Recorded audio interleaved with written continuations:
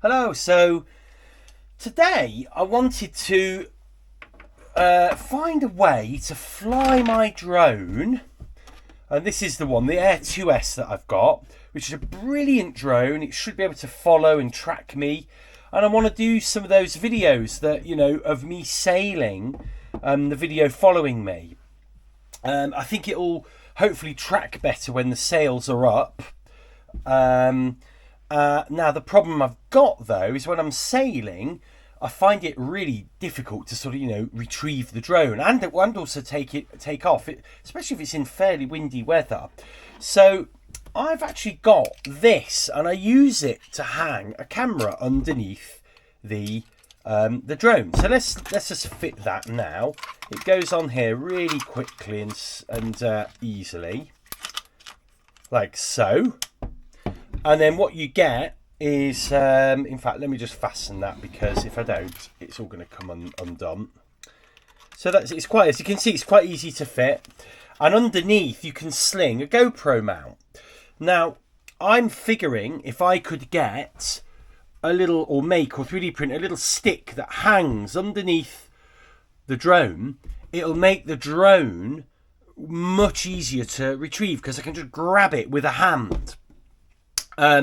Maybe like at the side of the boat. It's worth a go. And yeah, I think I think it's a good idea. I don't think it's going to put any weight onto the drone that's going to affect it. So yeah, here we go. Let's go to the computer and let's design something that will work. While we're doing that, I'm also going to just show you how I actually design 3D printed projects, because I've had a few people get in touch with me and ask me, you know, how I do it and what skills you need, and the answer is you need very, very little skill to actually do it. So I'm going to do that at the same time as well. Hi there. In this video, I'm not only going to show you what I'm up to, and as you can see, I'm 3D printing something today, but I'm also going to sort of show you how I 3D print things. There's a few people ask me, you know, where I got my 3D printing skills from and things like that. And they're also confused as to how I'm doing 3D printing. But I kind of go on about how I'm a software guy by trade. Well, you know, that's right. And the word I'm going to sort of use today is empirical, and what that really means is there are two ways to do things in life. One is to gain all the necessary expertise, or use the experience expertise and come up with a theory and spend a lot of time doing that kind of thing and coming up with a finished product. Or the other way is doing it by trial and error, and the sort of the correct word for that is empirical. So what you do when you 3D print and you have no design expertise is you design all the little bits and bobs, and you design something, you print it out, I have a look at it, and then you make adjustments. You reprint that, see where it's now fitting, see where it's not, and you make adjustments, and you keep doing that process. And actually, by doing that, you then gain quite a lot of 3D print experience, and those sort of little repetitive, you know, little processes become less in number and smaller in time, depending on the complexity of your part. So let me show you exactly what I'm doing here. I'm actually building a little catching stick for my drone, so it's much easier to catch on the boat, and it's going to go underneath the drone, and the finished product is going to look something like this. So it's going to have like a little stick, as you can see there, to grab, that will be on the underneath of the drone. And this is, you may recognize, is a GoPro compatible mount that will go in the GoPro sort of clip. And then when I fly my drone, this stick will sort of hang from underneath it, but it will be secure. It should be really light, and hopefully it'll mean I can bring the drone towards me and grab it, in rougher seas, and you know, just generally it'll make it easier to grab the drone when I've maybe got the sails up and I can't land it on the boat. And there's the finished product. Now, to show you the way I did this empirically, the first thing I did was just drew a circle, and actually that circle comprises of mainly the inner circle, and this is where the threaded nut would go, and then a thickness. So if I just swivel round, this thickness has to go in the little GoPro connector. So I drew a circle, I drew an inner circle, and then I extruded that to a certain thickness. And originally this was 5mm, this was 15mm, and the thickness was 3mm. So when I tried it the first time, this hole wasn't big enough to let this thread through. So I came back here, I expanded this, and I can do that so quickly if I open up the sketch look, and you can see already I expanded it to 6mm. If I want to make it 7, I can just change that to 7. We'll undo that though now. And then when I came to re-extrude it, I just took 0.1mm off the thickness. And I did that until I could get the thread through nicely without it being too loose, and until it slid in and out of the little GoPro connector without being too loose, but obviously being able to slide it in and out with ease. Once I'd done that, I then created a little box under here and just curved these off, and then onto the bottom of that, which then created this shape, and then onto the bottom of that did a stick. Now I didn't need any real iterations to do that, because it's just a stick, it's a hold to grab. But what I did need to do was repeat the process, because I needed 2 of these to form the connection. Excuse me, I got a frog in my throat. So what I then did was let's just unextrude this, because you don't want to print all that out and waste all the plastic. I then printed this out to see if it then fit, because the one thing I've got to test now is the gap between here. So I had to tweak these little distances again, so I could literally, you know, cut that down a little bit or make it thicker, you know, and I tweaked it until it fit. Here's the just the top piece being printed, so we can just test it in the little cradle. So here's the actual little iterations I've done, and you can see on the 2 circles, this one's got a smaller gap in it, and that's got a slightly bigger gap, and then here's the other little parts, and these pieces are designed to fit in the GoPro mount here. I'll try and do this with one hand. Oh, there we go. Now there we go. So there you go, and you can see how that one was a little bit not quite right, and then this one will slot in quite nicely, and you know, and now that's that piece done. So yeah, all we need to do now is print off the stick element of it, and that's one project done. Once that fit, I could then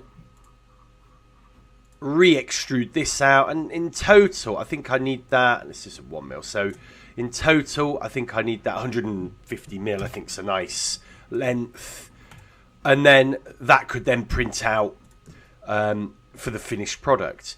So, you know, it turned out that I only needed about 4 or 5 little iterations, and it was definitely worth doing that, because, you know, the little discs take about 3 minutes to print. This little top piece took about 15 minutes to print. So within an hour, you've got a really good fitting part, and then you're going to be really confident that it's going to work. The only thing I've done here is with the stick element. This is 1.5mm wide. You know, ideally I'd like the stick to be a bit thicker, but of course you've got a weight issue on the drone, so you know, you've got to be careful of that.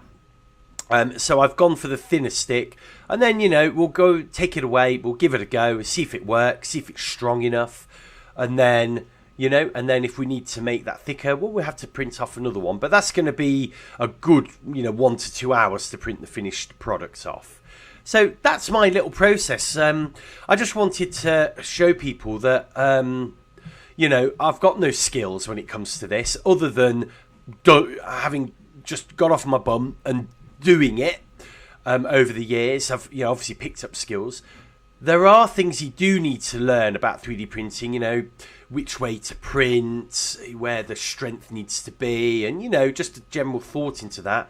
And so that's how, you know, I actually 3D print things without any expertise or anything at all. So I hope that helps people. Oh, one last thing is I use Autodesk Fusion 360. I don't use it commercially, so you can get the free version of it. It's cut down, but that's great for me. I hardly use you know, a tenth of the features of Autodesk Fusion. I used to use Autodesk 123, which was the free 3D print one, but they discontinued it. This is better once you get to grips with it, but there is a little bit of learning required to know how to do things on here. But other than that, you know, 3D printings can be quite easy. You know, it's a case of just getting out there and doing it. So I hope this has really helped you.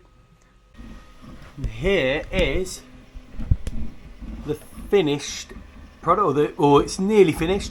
You can see here I printed with a Raft. So this is such a tall and thin item to print that if you didn't print this little Raft for this to stick to when it was printing, it would get halfway up and the forces would just pull it off the base plate. So you print a little Raft and all should be well. You can see there it's actually finished printing, so that's a perfectly printed print. We'll get that off the printer now and we'll have a look at it. You see that just snaps off. You need to let it cool a little bit, but that snaps off and leaves a nice little finish at the bottom there. So here is the finished product. Let's attach that to the drone, and then screw that in, and then that's how we'll catch it. So the drone will fly like this, and we will, that's actually not, let me just tighten that up. It looks like a little bit loose there. Let me tighten that up. And then as the drone comes in, I got something to grab hold of. Instead of having to sort of grab for here, and then the drone sometimes bucks away, and, you know, you can catch a propeller. Also, if you've got, you know, your coat on or something, it can be a bit awkward. Now I can just, as the drone, let me try to simulate this, as the drone flies in, I can just grab that, and yeah, job's a good one. Hopefully that'll work. It seems to be strong enough. Yeah, it seems to be strong enough. I wanted to make it as light as possible because obviously every gram on a drone matters. I've just gone and got the scales here, so we'll just see how much that weighs. Actually, see, 18 grams, yeah. So it was telling me on the when you do the print, it tells you how much it weighs, and it said 17 something or other. So that's 18 grams, which is not much. Actually, let's just weigh what this actually weighs as well, because we'll need all of this. So altogether, that would weigh 69 grams, which is well within the payload of this drone, and shouldn't really alter the battery life or its performance all that much at all. So that's one catch stick done. We'll give that a test as well, hopefully this week. I've also been just updating this little gunwale clip. I still think I haven't, you know, tested this to completion. So what I've done on this one, it's almost unrecognisable. You may be able to see in the corner how it used to look. And I think in the last video, or last week's video, you would have seen me trying to get this on the boat, but failing miserably as it broke because I couldn't get it over here. So I've thinned this section off a little, so it should flex a little bit more. I've added loads more holes. And I've kind of moved these ones across a little bit. They're a bit higgledy-piggledy, but all these holes are there to do is is to see, which hold is going to work best. So, for instance, if you pull from this, if you imagine a gunwale is here and you're pulling that way with a line through here, it might just lift this off. If you're pulling from round here and the line can go up here, maybe through a groove and up, maybe that would work better. So, I've got loads of little testing holes. I think ultimately we'll just stick with one. This has been a little bit more beefed up this side to hopefully give it a bit more gripping power. And then if we just go to the side, I've just halved the thickness. There's absolutely no reason why it needs to be the thickness it was. And I might print a few of these off so we could have a proper go at getting them fitted to the boat and testing them. I think at best we could find ourselves some little clips that will work for a variety of things. Hopefully a tent and a sunshade, but also at worst, I think these clips will probably get to a point where we could use them for sort of adjustable fender locations on the boat. And and various other little bits and bobs. Maybe you could hang lines off them, fishing lines. I don't know. They could become a real little utility clip for the boat. So we'll print a load of those off as well, and we'll take those down to the boat this week. Here's the I don't know what you call that. The block for the tiller pilot that we were using to test the tiller pilot on when we last sailed, and I want to get it out of there because we're going to end up putting it now through the hull and into probably a block of wood. I mean, yeah, I don't think we need something this wide. Now the trick will be getting this out. So I have tried to sort of tap it out gently, but I think it's glued a little bit, sort of stuck a little bit in. So what we're going to do, we are going to try and get this out. That should be enough if we use that. So we can push it out. We're just going to heat it up. And we're going to try and just hopefully do the opposite of how we got it in. Okay, that didn't work. So we're going to resort to hammer and whatever this is called. Oh. Okay, we should have done it that way first. Let's just double check that's not too hot. Oh, a little bit hot. Okay, so that's this out. Whoa, a little bit hot. Ready to put on the boat, and then what we'll do, get some wood and fiberglass that in. I'm just having a quick look at the weather. This end of the season, you've really got to keep your eye on the weather. And you can see we've got some really hectic and eclectic windy weather coming in. Today, obviously, I very rarely sail early in the week. I have to work. But you can see some of these gusts are crazy. Tuesday, no wind. We've got this sort of weird southeasterly wind that I don't think I've ever sailed in a proper southeasterly. I'm not sure. Wednesday, we've got this almost easterly wind, and it's gone right back up to, look at this, these sort of gusts. Let's just see if we can concur this, with XC. Pretty bang on, isn't it? Then Thursday, we get a little bit of respite. Here's 7 o'clock. Looks like the wind eases off. We've got a fair wind, but look at those gusts in comparison to the constant wind. Pretty high, could catch you out quite easily. But we would have a nice, let's move this little thing here, because you can see the wind there, how that wind is. A southeasterly breeze, that would mean almost one tack there and back. I want to try the jib stick, so that's not going to be so easy, because we'll only be able to try the jib stick sailing across the lake.